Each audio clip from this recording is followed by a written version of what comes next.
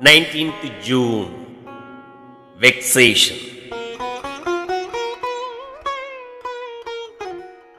Vexation is a common disease of mankind. For one reason or another, all are vexed. They have to be cured of this illness. Vexation has its external and internal causes. The real trouble is in the internal causes. Mind creates its own problems and is vexed over them.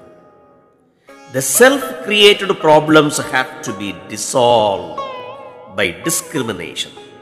Scrutiny is the only means to cure them.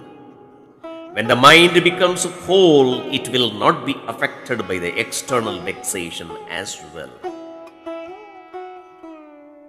The ups and downs in life do not affect saints.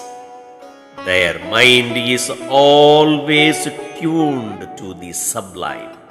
Thiruvalluvar.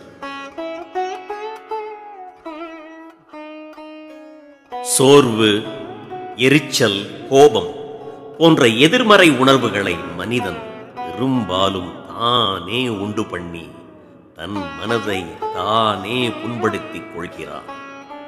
அமைதியாக அதன் காரணங்களை ஆராய்ந்து இத்தீய உணர்வுகளை மனதினின்று நீக்கிவிட்டால் மனது சாந்தமடைகிறது.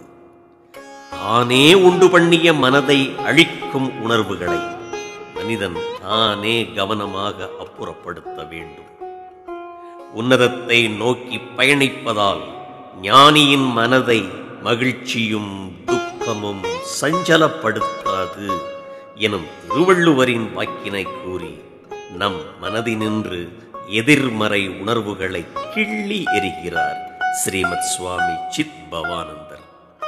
ஜெய் ஸ்ரீ குரு மகாராஜ் கி ஜெய்.